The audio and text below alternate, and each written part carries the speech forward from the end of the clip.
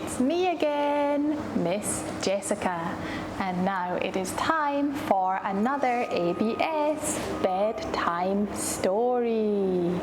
Can you see? I am dressed as a Teletubby today. My pajamas are purple. How about you? What color are your pajamas? Can you tell me? That's great.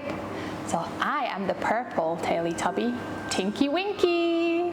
And today we are going to read the story called Z0G. Z0G is by Julia Donaldson and Alex Scheffler.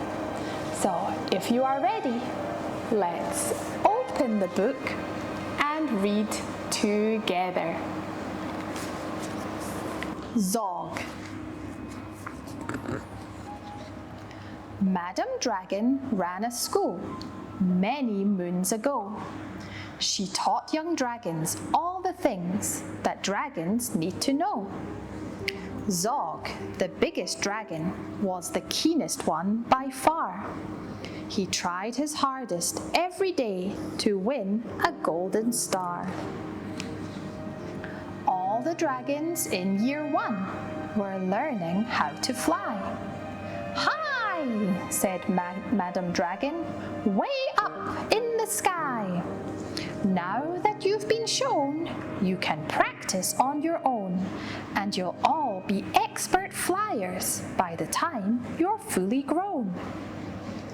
Z0G went off to practice, flying fast and free. He soared and swooped and looped the loop, then crashed into a tree. Just then, a little girl came by. "Oh, please don't cry," she said. "Perhaps you'd like a nice sticky plaster for your head." "What a good idea," said Z0G. Then up and off he flew, his plaster gleaming pinkly as he zigzagged through the blue. A year went by, and in year 2, the dragons learned to roar. "More," said Madam Dragon. "Louder, I implore.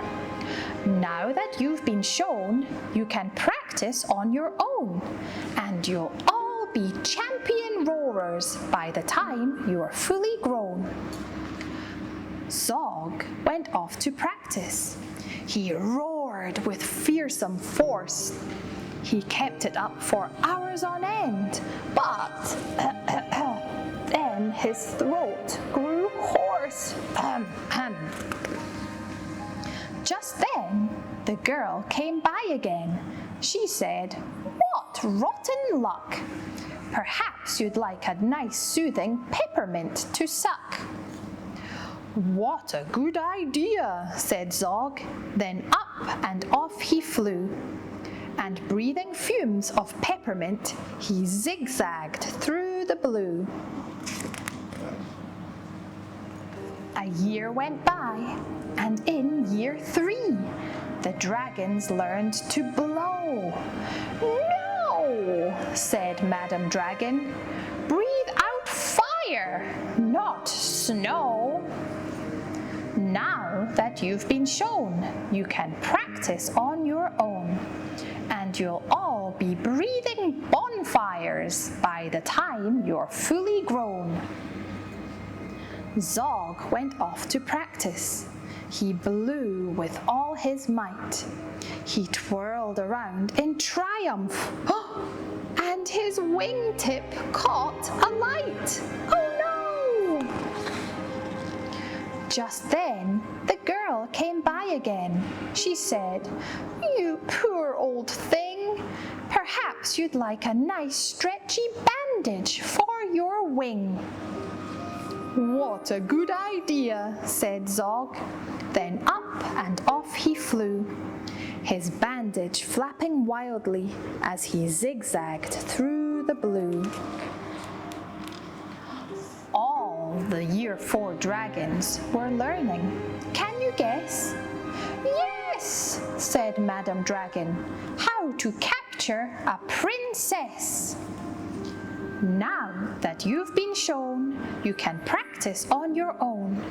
You'll need to capture hundreds by the time you're fully grown. Zog went off to practice. He tried and tried and tried, but he simply couldn't manage. Oh, I'm no good at this, he cried. I'll never win a golden star. Just then he saw the girl.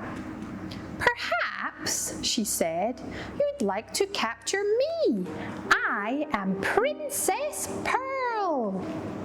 What a good idea, said Zog. Then up and off they flew, the princess gripping tightly as they zigzagged through the blue. Ah, said Madam Dragon, our first princess so far. Congratulations, Zog, my dear. You've won a golden star. Zog was proud and happy, and Pearl felt good as well. She took the dragon's temperatures and nursed them when they fell. A year went by, and in Year 5, the dragons learned to fight. Right, said Madam Dragon. Here comes a real live knight.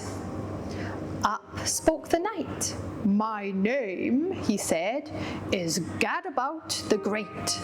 I've come to rescue Princess Pearl. I hope I'm not too late. Zog breathed fire and beat his wings. You can't, she's mine, he roared. Oh no, she's not, yelled Gadabout and waved his trusty sword. The other dragons crowded round and watched them all agog. Who was going to win the fight, Sir Gadabout or Zog?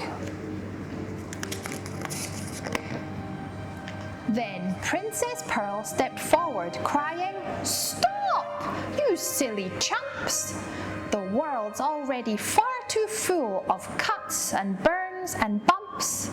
Don't rescue me. I won't go back to being a princess and prancing round the palace in a silly frilly dress. I want to be a doctor and travel here and there, listening to people's chests and giving them my care. Me too, exclaimed the knight and took his helmet off his head. I'd rather wear a nice twisty stethoscope instead. Perhaps, Princess, you'll train me up.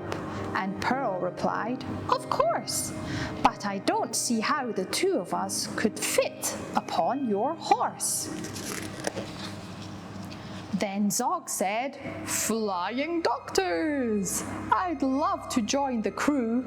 If you'll let me be your ambulance, then I can carry you. Bravo! Said Madam Dragon. An excellent career. And all the Year 5 dragons gave a loud, resounding cheer. Yay! Then Madam Dragon told the horse, I really hope you'll stay. I'll let you be my pupil's pet and feed you lots of hay. Nay! What a good idea, said Zog. Then up and off he flew, the flying doctors waving as they zigzagged through the blue. Bye-bye! The end. Did you enjoy that story, everybody? It was very exciting about dragons and princesses and brave knights.